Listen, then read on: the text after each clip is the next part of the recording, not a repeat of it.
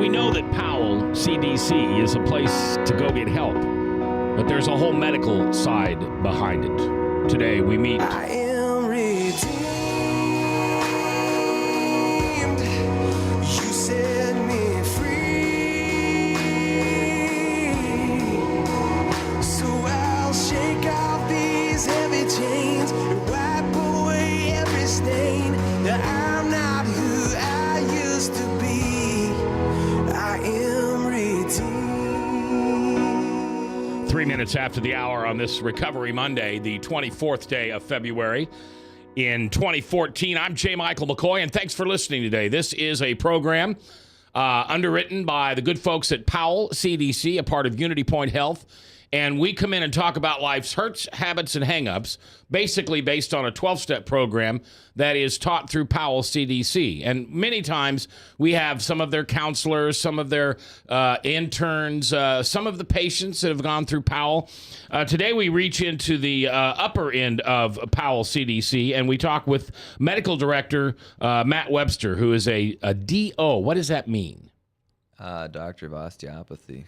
Doctor of Osteopathy. Mm-hmm. And how is that different from MD? Technically, we're trained to do osteopathic treatments, which is kind of musculoskeletal, kind of a different philosophy than traditional. Okay. What you would think of as traditional medicine. And Des Moines University is the one of the leaders in the whole country on that. They are. Yes, they are. But don't you all take the same boards? MD, Yeah, I mean, MD? at the end of the day, I mean, everybody essentially does similar residencies now. 100 years ago, there was a pretty distinct difference between how people practice medicine between MDs and DOs. Now, it's pretty similar. Pretty same. Yeah. Okay. I was always told that a DO was a better guy to go to for a doctor, that I would have more healing as well as preventative programs where an MD kind of just treats what's there and goes to the next. I think Matt would agree with that. I think he would. Yeah, I mean, there's a lot of things that I learned that, I've got friends that are MDs and I can do things that they can't do. You mean legally or? I mean, I can, if somebody's back is off, I can diagnose, from a musculoskeletal perspective, what's going on and treat that, through things that we're taught to do. And my friends that are MDs, might refer somebody to a physical therapist, but they are not trained to do what I can do. Where does your passion for medicine come from? I mean, were you a little boy who liked to play doctor, and were you a science freak? Did you like to cut open frogs? No, I actually, I was going to be an architect in high school until I went to Iowa State and I saw their math curriculum. And they told me I wasn't smart enough to do architecture. So I actually did science before medicine for a while. I like the science of things, just part of why I enjoy the science behind addiction medicine. Yeah. But yeah, I've always liked kind of the science side of things. Yeah, you were the guy. Yeah, I know your kind. You were the smart ones in the school. But so thankful that you have chosen that field, because you're truly helping people, and you know that. It's an interesting area. There's a lot of research that's going on, into the processes. I mean, we see people, from a medical perspective, but I mean, there's people getting down to the molecular level trying to figure out what's going on and develop treatments, in the future going forward that are going to help people. Are we advancing in understanding? All right, now I'm going to ask two questions here, and then you might have an answer for both of them. But are we advancing, A, in the field of understanding the brain and how addiction affects us, and B, how the chemicals that we put into our body impact us? Yeah, I mean, there's definitely areas where I would say, we understand things at a molecular level way better now than we did even 10 years ago. Now, I got to back up. You got to talk to me like I'm a 6-year-old. What does molecular mean? We're talking about, at the cell level and even the actual base chemical reactions going on in your brain. We've started to piece apart, which parts of the brain actually give you, that craving or that addictive symptom, which parts, of your brain are changed when you become addicted. I think we understand that better. The challenge, with hard bench science is how do you apply that to actually help people? And I think science is probably advancing faster than maybe some of the treatments we have for people, but I think things will, catch up as we go forward.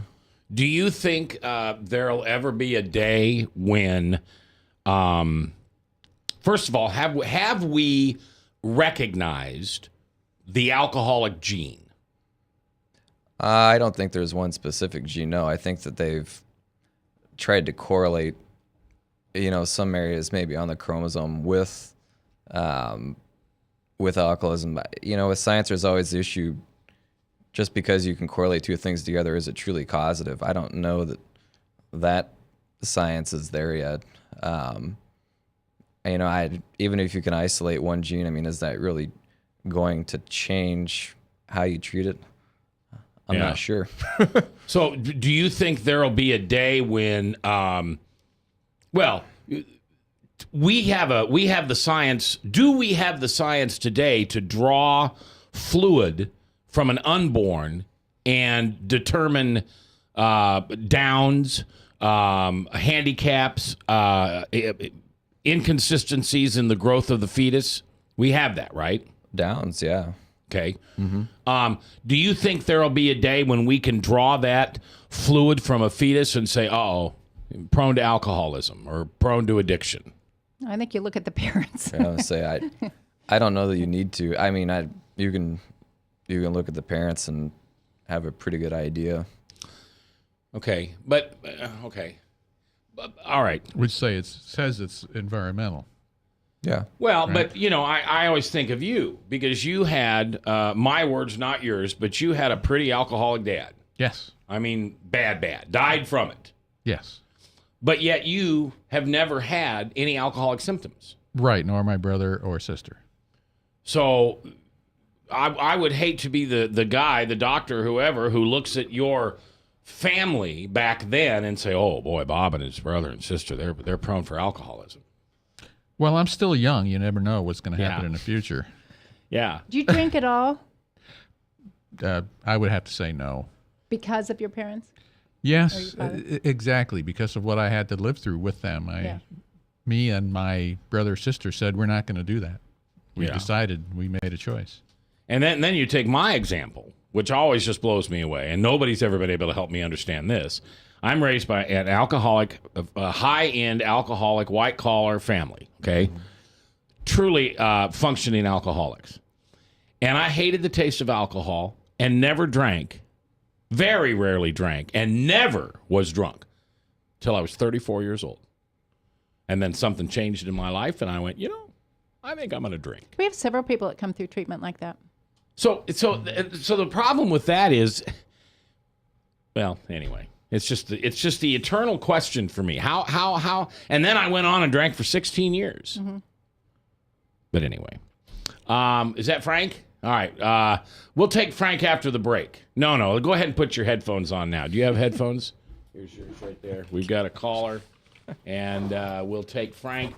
Okay, Frank, you're live on the radio. How you doing, Frank? Good, thanks for taking my call. You bet.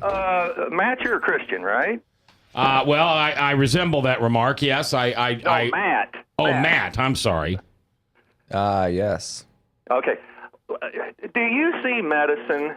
You know the story of the Tower of Babel. Mm-hmm. They were trying to escape a second flood by building something higher than the waters had came the first time. Do you see modern medicine as a modern-day Tower of Babel, that we're trying to extend lives beyond that which God has designed for us? Because after the flood, meat was allowed to be eaten, I believe, precisely to shorten the lifespan of man, because, before the flood, it says that their thoughts were continually evil. Could you imagine Hitler living to be 900 years old? So that's how I see it, and I just wondered if maybe you saw it the same way. All right, Frank, I appreciate it. Thank you very much. Thank you. I think science today probably pushes farther ahead than where we are ethically with things. I think there are definitely people, they want to try to live, I don't know, indefinitely, but as long as possible. But so- didn't we actually just have the first trend that went to age expectancy went down, or did I make that up? I guess I haven't heard it went down. I haven't either. Okay, I thought I'd heard that last year.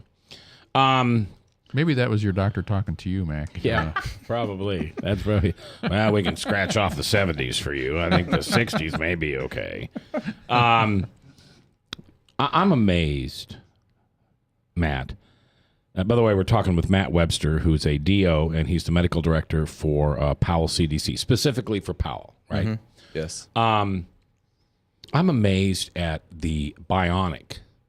Now that's my word because I'm a bionic man guy from the 60s or 70s, whatever it was. But I heard the other day in one of my men's Bible studies that somebody's grandson is going to have something they don't hear very well. And so they're going to have something implanted under the skull, and it has a magnetic property to it. And they'll put something on the outside that'll be magnetized and allow the child to hear. But when the child gets in the water or whatever like that, he can pull that off and it won't be harmed. Yep. Now, I'm only 55 years old this year, and I know that's not very old, but that's just freaky to me. I mean, that's the stuff we watched on The Bionic Man or The Bionic Woman. That's the stuff we watched on Star Trek. And that's all here now, isn't it? It is. Is there anything we're not able to duplicate within the body? I mean, we can get a heart transplant. We can get...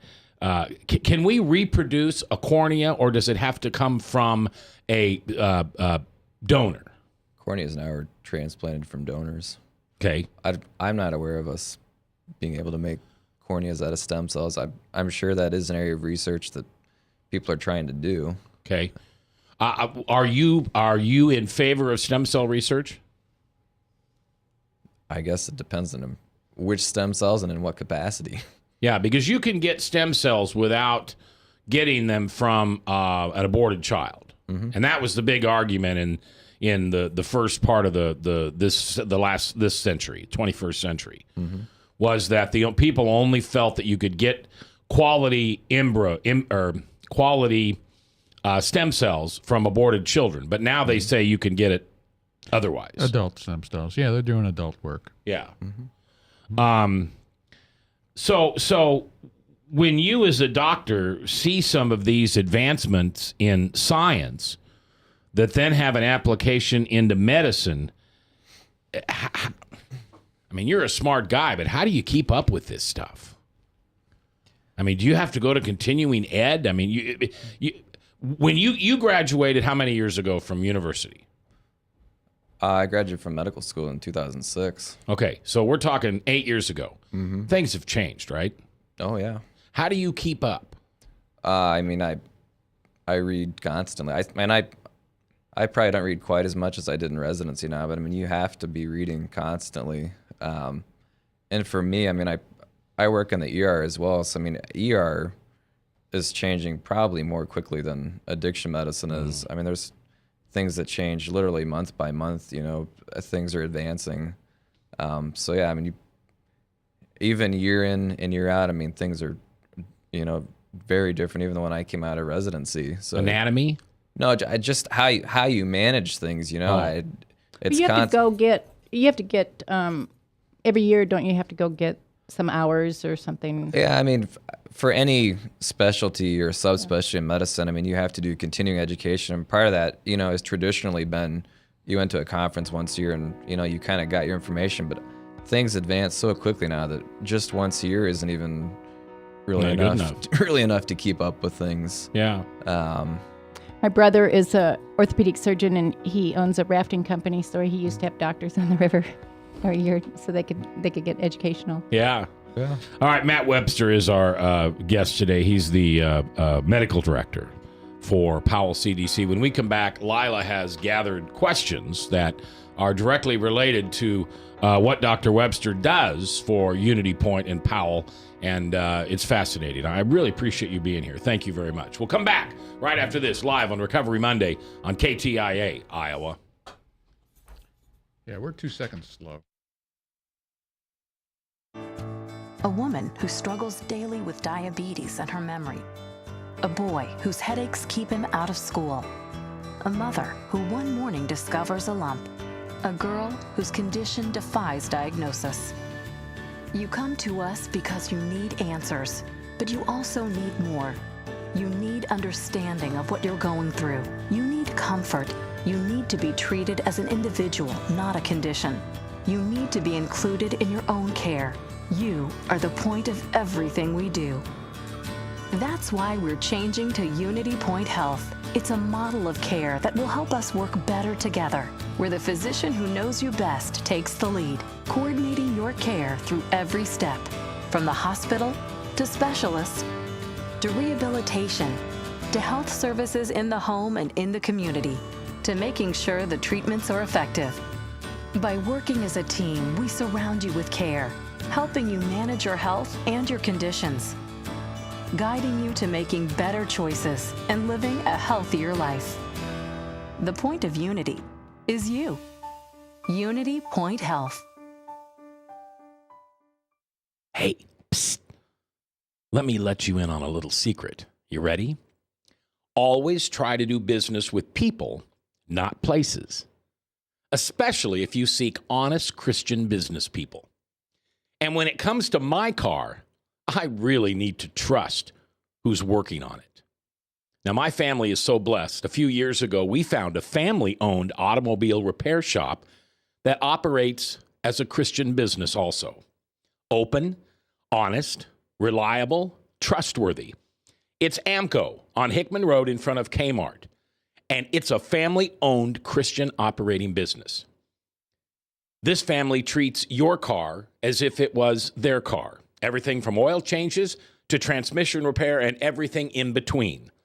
So the next time you feel the need to be at peace with your choice of who you can trust with your car, give AMCO on Hickman a chance to serve you. And tell them Max sent you. If Tom Coates from Consumer Credit of America was your personal webmaster, Tom would filter out all bad debt emails. If Tom was your mailman, you'd never get any debt reduction junk mail. If Tom Coates was a lineman, he'd block any phone calls offering to reduce your credit card debt. Hi, I'm Tom Coates with Consumer Credit of America, and we're still your best choice for credit counseling. We're local, we're accountable, and we can do more. You make the call when the time's right for you. When it comes to competition, there really is none for Consumer Credit of America. From the RE/MAX Real Estate Concept Studios, this is Webcast One Live.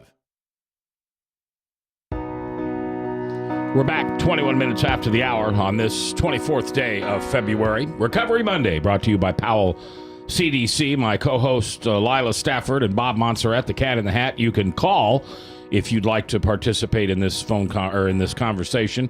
1-855-244-0077. That's 244-0077 if you're local. Toll free, just put an 855 in front of it. And if you want to jump online at webcast1onelive.com and make a comment on the chat, Bob Montserrat, the Cat in the Hat, is watching that chat, so you'll be able to participate in the conversation that way, too. Ryan producing today, and our guest is Matt Webster. He's a DO, and he is the medical director for Powell CDC. And, Lila, you have gathered some wonderful questions for Matt today. Yeah. I'm curious about what you're seeing in the ER these days. I mean, it seems to go in spurts, things are popular. So what are the main things you're seeing? Because you're an ER doctor for all of Unity Point in Des Moines. So you go to Lutheran, you go to Methodist, you go to Methodist West, right? Yeah, that's correct. So you're seeing a lot. And do you only see patients in the ER that relate to recovery, or do you see everything? No, I'm an ER doctor, so I'm an ER physician, and I do addiction medicine with Powell. So I have, two jobs that, in the ER intersect to some degree. But yeah, I have basically two kind of separate things that I do. So the ER,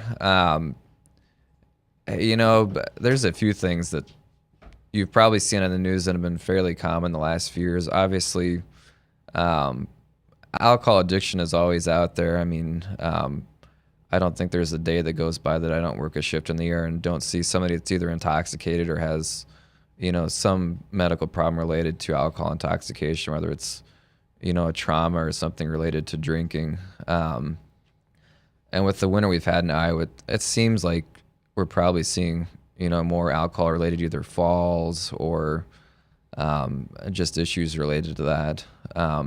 Like depression? Yeah, That lead depression. people- yeah. It's been obviously a long and cold winter. I think people are probably drinking more than they maybe have in the past. So we're seeing more people that, maybe they were found passed out or, maybe have not had a lot of alcohol consumption in the past, but now, are drinking more than they have. And like I said, they're either found passed out or they fall or they're involved in a car accident. I was thinking that the other day. I thought, this is what it probably feels like in Alaska where, alcoholism is skyrocketed. Yeah, it's extremely high there. Yeah. So, But it's dark and it's like you get bored and you're upset that the weather's like this and Yep. people go inward and isolate and Yep. So alcoholism is there. Probably the two things that cause, probably the most issues and are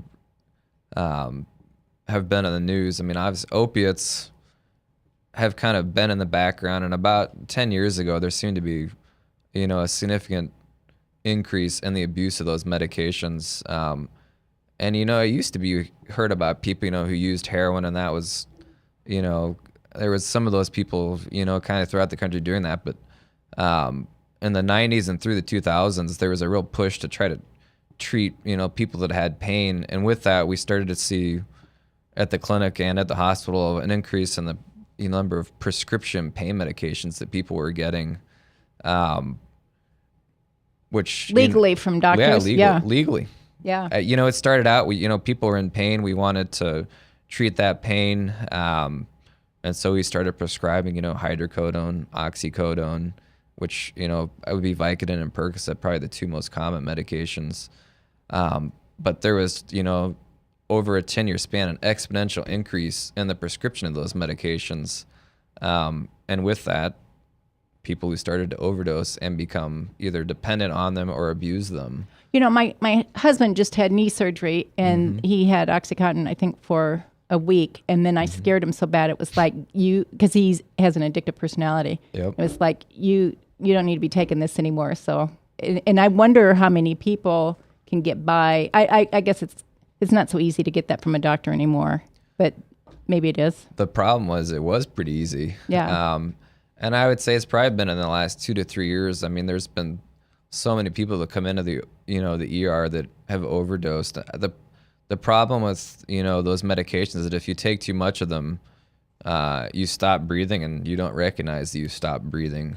And so, I mean, if nobody's around you and you stop breathing, I mean, that's what people die from. Yeah. How about mixing it with alcohol? I mean, then they're both kind of downers. I mean, then you fall asleep sooner and you die sooner. Yeah. Or, you get into serious medical trouble sooner. So,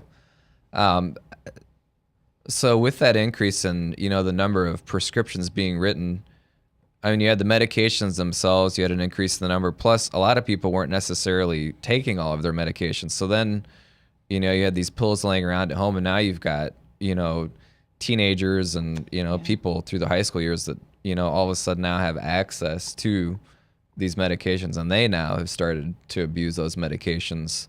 So, I mean, it truly is an epidemic in this country. I think we've started to recognize that now in the state of Iowa.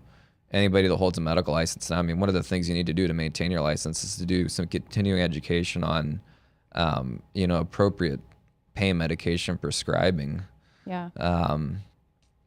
And people now I think are writing for lower quantities. I mean, none of those medications you can write refills for. But I mean, we still every day are seeing people that are come in either overdosing on them or, they've been abusing them and now they've run out and now they're in withdrawal. Yeah. Which would look like what? What would an opiate withdrawal look like? I mean, I always tell people that you should watch the movie Trainspotting. It's sort of an interesting look, at opiate withdrawal. But probably the most common thing that we see is, within hours to a day of, the last time that you use, people generally start to feel achy. They're nauseated, just kind of restless. It tends to worsen your mood. People have vomiting, diarrhea, and that all, is sort of on a continuum. That's the symptoms you generally get. Some people have mild symptoms. Some people have, they have severe symptoms and they feel like they're dying, and they legitimately don't feel good. So what do you do for detox for an opiate patient? And that is probably the one area of addiction medicine that probably, has undergone probably the biggest change recently. The issue with opiates, opiate withdrawal is not life-threatening. You don't die from opiate withdrawal. But you just feel like you're going to. You feel like you're going to die, but you're not actually going to die from it. 20 years ago, there was a lot of funding and people would be in the hospital, and you'd slowly taper them down with methadone or, another opiate. Today, there's no funding for that anymore. And, insurance companies have looked and said, hey, people are not going to die from this. You don't need to be in the hospital. So it's extremely rare that somebody actually ends up in the hospital, on a medical floor to be detoxed. So with that change, everything has kind of shifted to, an outpatient program now. So with Powell, typically somebody, would come in and meet with us. And the first thing to sort out is, how much have they been using, how long have they been using, have they ever had any treatment before? And then you start to, try to stratify what kind of withdrawal do we think this person is going to have and how long a treatment do we think that they need to have. And that can range from, we have a residential unit where, people come in, typically will stay about 7 to 10 days and then do continuing care after that. There are programs throughout the country. You may have heard of a methadone maintenance program where people will be on methadone for, sometimes years at a time. So I know Dr. Wise used to say they would be on that, but they wouldn't give that. The very last bit that they had, they didn't want to give up. It was very hard for him to give that. Yeah, at Powell, we don't have a methadone program now, and I think methadone programs to some degree are going away in favor of a new medication called Suboxone or Subutex. The issue with methadone has always been that, it is, an opiate or it's an opioid, just like, the medication that somebody was taking. I need to ask a 6-year-old question here. Just, is meth, quote unquote, meth and methadone the same? Meth would be methamphetamine, which is a totally different drug. All right, so you're not putting people on that meth. No. You're putting people on methadone. It's called methadone. It's basically a synthetic chemical that is kind of a longer acting version of, hydrocodone or oxycodone, which would be the opioid part of a Vicodin or a Percocet.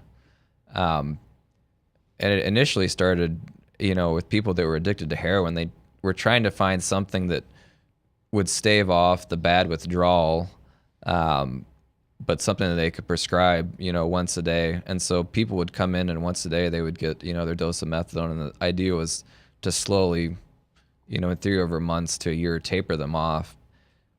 Functionally, people, ended up on methadone for years because, ultimately they kind of, traded one addiction for that, basically. And it was tough to get people even off of methadone in the long run.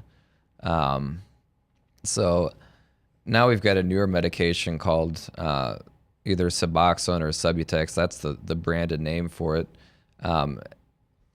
It helps to stave off some of the bad withdrawal that you would get from having been on an opioid, but it doesn't have, I guess in the layman's terms, it doesn't have the full, probably addictive component that you would get with methadone. That's probably the easiest way to describe it. Matt Webster, he's a DO, and he's the medical director with Unity Point for Powell CDC and also an emergency room doctor. Silly question. If this Oxycontin is so addictive and dangerous, why is it even on the market? Isn't there anything else out there that a guy can take because his knees hurt or his back hurts? Or that is sort of the question. If you look, a generation ago, people that were in hospice, with horrible bone cancer, and which is about the worst pain that you can have, we gave those people just oral morphine. and now we have people, with knee pain or back pain that are on, way higher doses of addictive medications than even those hospice patients are. So, I mean, if you've had a significant surgery, I mean, you're going to be uncomfortable. And those people, pain medication is reasonable. It's, the people that have sprained knees or sprained backs that are getting, a lot of pain medications. Really, that's, an instance where those medications are not probably medically indicated, and now we're at risk of getting somebody either addicted or, overdosing on that medication. Yeah, because it's, we have this tendency to believe in this country that if our doctor prescribes it, it must be okay. Mm-hmm. Now, what do you say when I say that statement? Well, you're a doctor. I mean, you're held above. You and pastors are kind of the top of the ring here. A lot of respect for what you do. And if you tell me, Mac, you can take 6 of these a day or 4 of these a day, I don't feel guilty about it.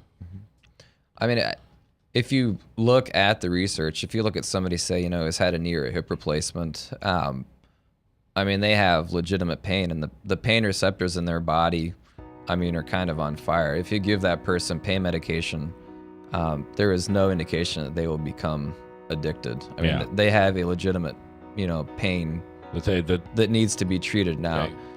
The issue becomes when you start treating things that, are probably more inflammatory in nature, such as a sprain. I mean, a pain medication is not truly treating, that pain. It may treat some of the symptoms, but it's not treating the pain. And that person is at risk then for becoming addicted. We're coming back. Our guest is Dr. Matt Webster from Powell CDC. Lila's here, and Bob's here, and Ryan's here, and I'm here, and you're here, and I thank you for listening to Recovery Monday. From the RE/MAX Real Estate Concept Studios, this is Webcast One Live. I'm Brian Leach, owner and general manager of Service Legends. I brought along a couple of the home comfort heroes. Hi, I'm Tammy Wells. I am Nick Wondershad. I'm administrative manager. I'm the senior technician from Service Legends. It seems like every good thing, when you feel it to the bone that it's good, there's a lot of hard work put behind it. I don't think that you can fake it and have it turn out good. If we seem like, okay, that's just weird, it's just a furnace, why would you believe so deeply in a furnace? It's not just that, we want to show the world that you can have good service. Yeah, I mean, it's your home. It's built into our daily trainings, it's built into our culture, that we're gonna do whatever it takes to have each client say they love us, period. That's why we spend all the hours in the training that we do. And if we guarantee it's gonna be a good experience for you, or else it's free, what type of work do you think we're gonna do? There is a guarantee. Temperature selection guarantee, fixed right or it's free guarantee, comfort guarantee, best value guarantee. All of these guarantees hold us accountable to ensuring that we exceed your expectations. And if for whatever reason we'd fail and we can't make it right, we guarantee all of those guarantees with a 100% money back guarantee. I mean, if you don't think that your technician can fix it right, are you gonna say that to a client? No. You don't have to worry about having a technician come to your house. We drug test, background check all of our team members. We put safe people in your home. Each and every one of our service techs, 400 hours a year in training. You tell it the minute they walk in the door. They know what they're doing, they've done their homework, and they actually truly care about what you want. Because at the end of the day, you're the person that makes sure I have a job. They're gonna be listening. They're gonna wanna know what your challenges are. Then they're gonna come and give you options, and you get to choose. If I'm there to help and I make it easy and painless, I did my job right that day. Well, when it comes to your comfort, safety, and your family, you don't necessarily go buy the most expensive, but you get the most bang for your buck. Oh, it's worth it, because there's a lot of people that will find a way to get it to work right now and then leave and then come back, charge you again, and the cycle just repeats itself. So when I'm out there looking at the furnace, I want to find why it failed today. How can we change the part today with something that you're not going to have to worry about? Is it worth changing the part today? I mean, you can put a lot of money into a furnace. I can fix parts all day. There's good job security in that for me. But is it the right thing for you? I get a lot of the phone calls of after the technicians are there. They're just in awe. They're like, wow, you guys are great.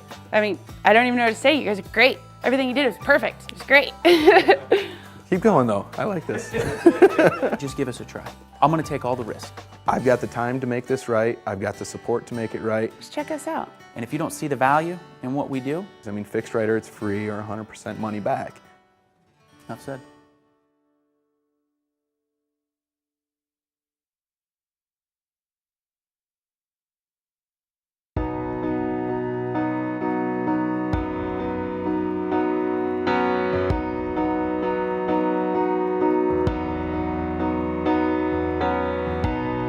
2 minutes before the top of the hour, Salem Radio Network news at the top, and then Michael Mudloff from Westkirk Presbyterian Church and True Blue.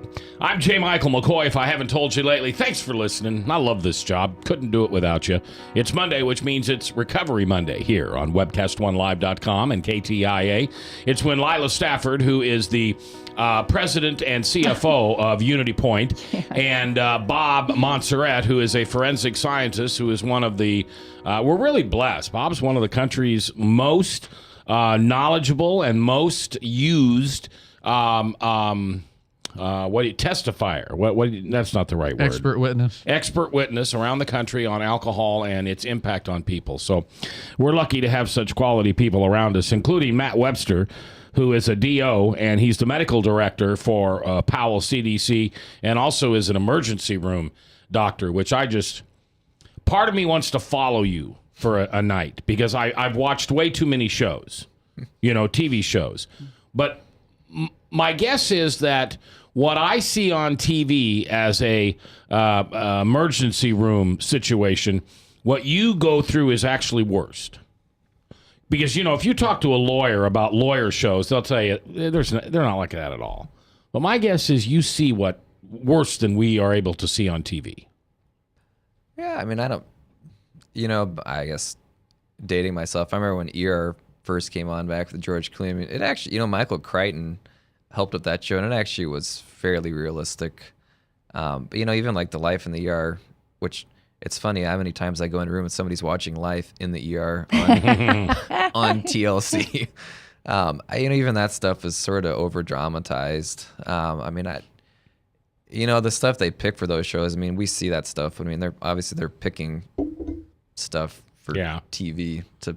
Yeah, if it bleeds, it leads. Pretty much so. Do you ever have a 12-hour shift in which nothing happens? No. Do you ever have those 12-hour shifts that we imagine in our head that you're just overwhelmed? You're just over. It's car accident after alcoholic fall over, after stabbing, after shooting, after overdose, after somebody old gets a heart attack like me. That's pretty common. Yeah. Not necessarily to feel overwhelmed, but it's, it kind of goes in seasons. But yeah, it gets busy sometimes, and you get swamped. Is there a New Year's Eve big deal in the ER? This year it was bad. Was it? Friday nights? I worked. It was bad. Are Friday nights bad? Friday and Saturday worse than other nights? Yeah, I guess for those that live in Des Moines, one of those first weekends in April where it's warm. Oh yeah. If you're working a Friday night and you're downtown, once Court Avenue gets going between 10 and 3 in the morning, it's fights, beatings, stabbings, drunk people falling over and breaking things. Those nights are busy. So yeah, it's so funny. I'm old enough and in the industry long enough that I can remember when Court Avenue wasn't anything. Mm-hmm. And then Hensley and her crew wanted to build up Court Avenue, so it'd be this entertainment district. And what Matt just said is really the truth. It is not a place you want your children to go down to. It is not a place that is safe for somebody who just wants to go down and have a couple beers and have fun. It is brutal down there. There are constantly people being shot, stabbed, beat up. Oh God! When my kid comes home from LA, he always wants to go down there. Well, that's what it right. That's what it is. Yeah. You look at police reports. I'm an old news guy, so I'll go down to the police station on a Saturday afternoon or a Sunday afternoon, and I'll go through what we still call the police blotter. Mm-hmm. Oh, it's just Court Avenue, Court Avenue, Court Avenue, Court Avenue. Oh, yeah. It doesn't happen in Clive. It doesn't happen in West Des Moines. Now, do you ever work at Methodist West? I do. Because there's nothing going on there, right? Or is that not true? Actually, in this, in the same vein, there's a lot of, newer bars out in West Des Moines, and it can get busy when the weather gets warm as well. Yeah. Okay. So. And is that how do I want to put this? Is that the majority of the patients you see on a Friday and Saturday night who have come out of a bar or social situation? At 2 a.m, it's a significant a proportion of the people. Outside of that, no. You see a lot of pediatric Okay. Stuff out in West Des Moines. From an ER perspective, you don't realize how many people, work downtown, and then, it'll be fairly quiet during the day, and then at night it picks up because, people have been working downtown and they come back west and then, get their kids from, the babysitter or whatever, and, now they've got a fever or they're sick, and, it tends to be busier at night as people have come back home. Okay. So. I've got a personal question I want to ask you. I just realized I could ask you. Two of my best friends from high school who are married, he got back from Vegas. Mm-hmm. They were in Vegas, and last Saturday, so I'm sorry, not 2 days ago, but 9 days ago. Yep. He just felt terrible, and so they took him to the ER, and they admitted him. And here's his wife's report 9 days later. 9 days ago, Brad walked into St. Luke's Northland Hospital. Walked in. Mm-hmm. Today, he is in ICU on a vent, dialysis, and an induced coma. Reach out to your loved one today and let them know how important they are to you. The doctor said that the virus is basically gone, but it has infected every single organ in his body. Tell me what's going on there. Probably influenza. I mean, that's why you get your flu shot. So you think we should have flu shots? Because he picked up a nasty one in Vegas or on a plane or somewhere. I mean, there's people in Des Moines that are that sick, sort of a similar picture. Influenza is starting to knock down people even, that are relatively healthy. So what do you say to those people who are against flu shots? Because they say they're giving you the flu and now you're more susceptible to get it. That just malarkey?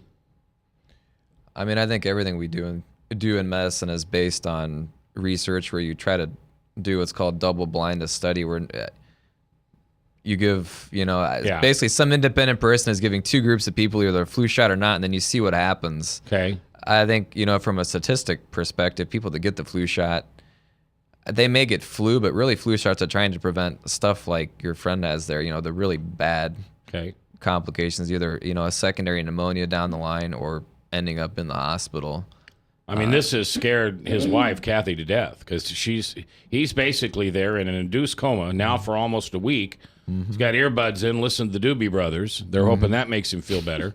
And he's on dialysis, and he's on a ventilator. Mm-hmm. Yeah. Just because of the flu. He sounds sick. Yeah, okay. All right, let's you take another question. Okay. We got 2 minutes here. Okay, so I feel like there's a misconception in the community that if you're struggling with an addiction, I think this is just the way it plays out. Mm-hmm. If you're struggling with addiction, people wait to the last minute to deal with it, and then they wait till they're really out of it. And it's like, well, if I go to the ER, then I'll get into treatment. I can go there and then get into treatment. So that isn't really the way it works, though. What happens if somebody comes to you and is really drunk and they want to get in treatment? What do you do? Or what determines whether they can go from there to treatment or from you to detox or? Mm-hmm. I mean, the thing about the ER in America is, people have basically instant access to a doctor. So we see people that come in that want any number of different things, and so they can see a physician from a chemical dependency perspective. We see a lot of people in the ER either because their families brought them in, or they've come in, or the police, have brought them in. And both from an ER and from a detox perspective, the first thing you do is just try to get a complete history. What are they using? How much have they been using? Have they done treatment before? Have they had bad withdrawal before? And then based on what we find there, one, we need to make sure that they're medically stable. And then you sort out, does this person truly need to be in a medical bed in the hospital? Basically like a medical admission, or are they safe to follow up on an outpatient basis? Dr. Matt Webster is our guest. We're coming back with our last segment here live on Powell CDC.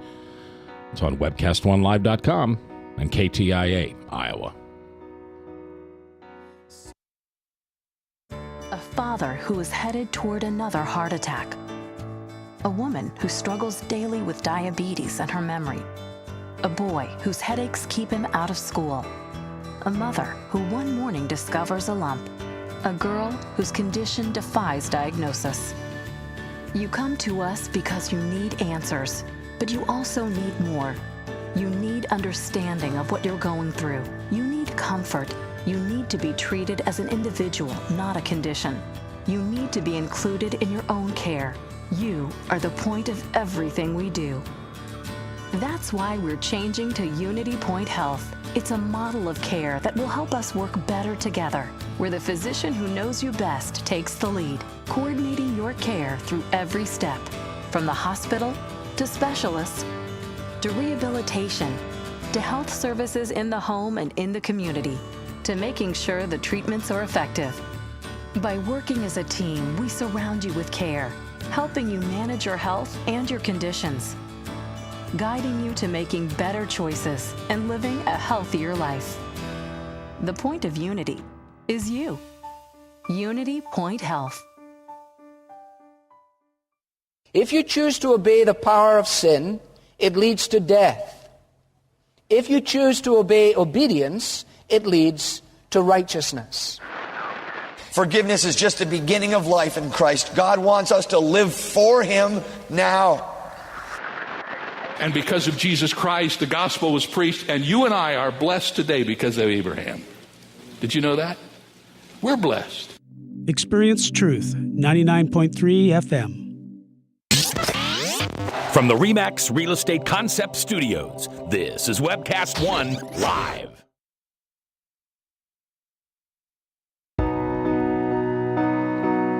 $3:50, 10 before the top, Salem Radio Network News, and then Pastor Michael Mudloff with True Blue. It's Recovery Monday with Powell CDC. Lila Stafford here, along with Bob Montserrat, the Cat in the Hat. Ryan's producing. You know me. I'm Mac, and our guest is Dr. Matt Webster, who's the medical director for Powell CDC and also a emergency room technician. Question. You've got two boys. Mm-hmm. Your oldest boy just turned 16. And he's not. He just turned 10, you said, I think, right? 11. 11. Close. But let's jump 5-6 years in the future, and he's got a car, and he's going to high school, and he comes home one night, and he's drunk. For what you do for a living, you have a better understanding than most parents of what's going to happen to him if he continues down this road. What do you say to a child who's 16, 17, who is experimenting with alcohol and drugs? I mean, I think you try to explain what the risks are. I mean, I think you got to know your kids. I mean, both my boys have very different personalities, and I think I would approach how I talk to both of them in different ways, because they just think and see life, in two kind of different ways. But I think you have to try to watch out for your kids and know what they're involved with. And, I don't know that you have to have an oppressive hand on them, but you at least need to know who they're involved with, and kind of what they're doing. Playmates and playgrounds. Pretty much. Yep. So, and just try to, explain the risk. It's funny, I can still remember when I did driver's ed, the old videos on reels, and they used to show you all the car wrecks, and say, don't drink because you end up like this. I mean, I remember thinking that was kind of disturbing, but I don't think it made any impact. I'll tell you what, though, I never sit in the front seat because of a movie like that in high school, because they showed a rearview mirror in somebody's cheek, and I thought, every time I get in a car, I think, I don't want that to happen to me. All right, you have any more questions for Matt? We're here at about 6 minutes left. I guess what would you say was the most positive thing? Like, you took over being the medical director at Powell like a year ago? It's been almost a year to the month, yeah. Yeah. So what would you say has been the most positive thing since you've taken over? What are the changes that have happened? Yeah, we've had a lot of positive changes that were sort of years in the making. So when I took over, we had a medical director for decades. Is that Dr. Weiss? It was Dr. Weiss, yeah. So, who was there, almost on a half-time basis, and we realized we needed to have more access, for people to get in and be evaluated, and then, integrated into treatment. And so we hired a mid-level provider, a nurse practitioner named Sarah Lochner, who has done a great job for us. So she's there Monday through Friday. You know, we now have basically 40 hours of coverage where she's there, where we can get people in to have evaluations. So kind of how POW works, you know, either somebody's referred from their doctor, or they call, or they're referred from the ER, and so they call, you know, and schedule an appointment. In that appointment, they'll meet with one of our care managers, and then either Sarah or myself or one of the other providers. And again, we kind of take the history and sort out where they need to be. In the past, before she had joined, I mean, you know, we might, you know, tell somebody, hey, we think you need to get in, and then it might be 3 to 5 days before they could get in. Now, if somebody's doctor calls up, I mean, typically either that day or the next day, we can get them in, you know, to do an evaluation and start. That makes a huge difference, because when, especially for alcoholics, I mean, you have to take that window of time, because they won't say yes very often. Exactly. When somebody says they're ready, I mean, you know, 5 days out was probably too late. So I mean, same day, next day, I mean, that's as good as you can do. So, and so that's been really nice to see. You know, we're getting people in sooner than we used to, and people are staying in treatment longer. So things have been going well. We've been busy. Yeah. So. Yeah, I've noticed that. We've really been busy. Down at Powell? Yes. Yeah. Why? Well, I think that's one of the reasons, because we can get people in right away. Yeah, I mean, like I said, there used to be, you know, a 3 to 5 day kind of lag from when you told somebody we'd like to get you in to when they got in. Now, I mean, we're getting more. Number one, we're just from a pure numbers perspective. I mean, with Sarah there, we have more hours where somebody can get in to have an evaluation. So from that, we're increasing our numbers, and plus getting people in sooner. You know, the people that might have been 3 days out and decide, you know, well, I'm not going to do this anymore. You know, we're getting those people in sooner. So when they're interested, we actually have an appointment and they're getting in, and we added a new care manager too. So there's 3 care managers now that will do the intake and decide. And how much of your patient load is inpatient compared to outpatient? Well, the inpatient is like detox, and they're there maybe for about it's usually 5 to 7 days is a typical. You know, for somebody that truly needs to be medically in the hospital, you know, the reason we keep people in the hospital that's been drinking heavily is the worst withdrawal, you know, problems would be either seizures or, you know, basically DTs, which is basically your vital signs go crazy and you can almost die. And you need to watch those people for 5 days to a week just to make sure they're not going to have a seizure, and then try to, you know, start integrating them into treatment. I mean, we have three to 5 people typically at any given time. And then we also have a residential unit where people, you know, aren't really necessarily ready to go home yet, but they don't necessarily need to be on a medical floor. And so, I mean, they've got now, you know, a nurse there that kind of watches over them. We can give them medication, still kind of watch and see how they go. And we're helping them to, you know, maintain their sobriety and start to develop, you know, the skills they need to stay sober and be safe. So those rooms are on the same floor as treatment. Okay. So they have their own room, and then they can go to treatment and go back to their room. It's nice. And then when they're done with, well, now we have continuing care, which is part of the treatment thing. So when he said that they stay longer, they are staying longer. And then when they're done with that, then we offer aftercare for minimum a year, but they can do it. We have people that have been doing it for 30 years. Wow. The aftercare. Aftercare. Mm-hmm. Well, man, I sure appreciate you taking the time to be here. And most of all, I just thank you for doing what you do. You know, we need guys like you. And congratulations on picking something to do that makes such a difference in people's lives. It's really touching. Thank you. You bet. You're a lucky man. And I bet your kids are lucky to have a dad like you, too. Thanks for coming in, Lila. Mm-hmm. Appreciate it. We'll see you next Monday. Do you know who the guest is next Monday? Yeah, but I forgot. Okay. It's written somewhere. Bob, appreciate having you here. You'll be here Wednesday, Thursday, and Friday. Wednesday and Thursday with Reich, and then Friday with me. I hope to be. We've got Pastor Scotty Rains from Lutheran Church of Hope Ankeny coming in on Friday for View from the Pew. Great. So, Ryan, thanks for producing. Appreciate you. And I'm J. Michael McCoy. If I haven't told you lately, thanks for listening. I love this job, and I couldn't do it without you. Right here on webcast1live.com. Until I see you again, or you see me, do me just one favor, would you? Please? Just pray.